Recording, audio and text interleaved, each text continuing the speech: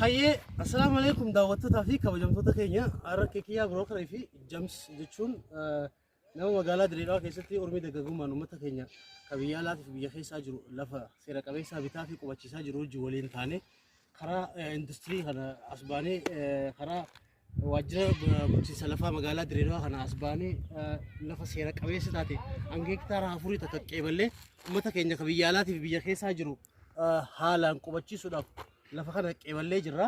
Lafti kun akkuma isin himaa jirutti lafa seera qabeessa taate hayyama guutuu qabdu jechuudha.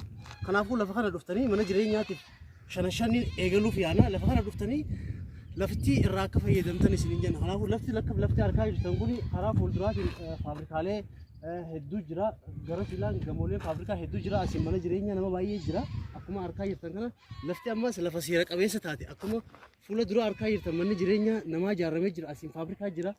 Gamanaan faabrikaalee jira. Achi duraan ammas karaa jira. Ammas karaa xurree tokko gara siin jira jechuudha. Karaa walakkaasanii. Kanaafuu manneen akkatti fuulduratti arganii kan jirtan kun hundi isaanii namoota fudhatee shanatee mooraatti ijaarratee lafa kaayatee jira jechuudha. Lafti tun mooraaleen akkatti isin argitee jirtan. Lafti tun ammas akkuma isin agartaa jirtan seera qabeessaa isin jiru. Seera qabeessa keessaafuu ijoolleen teenya biyya alaa jirtan, biyya keessa jirtan gatiin mana kanaa, gatiin lafa kanaa hedduu bareedduudha.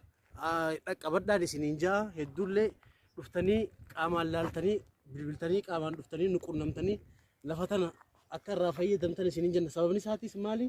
Kaayoon keenya guddaan nama keenya magaalaa irratti dinagdeedhaanis ta'e humnaanis jabeessuudhaaf akkuma isin beekaa jirtan manaas lafaas uummata keenyaaf hedduu waan lafa seera qabeessa ta'e bitaa jirraaf isinis dhuftanii lafa kanarraa fayyadamaa akka taatan isin jenna. Lafti akkuma isin argaa jirtan kan lafa seera qabeessa ta'e lafa bareedduu aspaaltii fuuldurarraan bahaa jirti. Akkuma manneen argaa jirtan aspaaltiin karaa Jibuutii gadoo deemu gara isinis fuuldura jira. Gamanaanis karaa Finfinneetti aspaaltiin gara Finfinnee sabaattanyaarraa gara Finfinnee oluu deemu garanaan jira.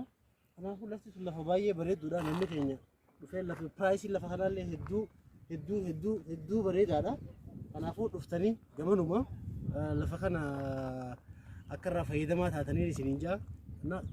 Kabajamtootaa fi daawwattoota keenya akkuma amma isin himaa jiru kanatti anaa fi Jamsii hojii jira.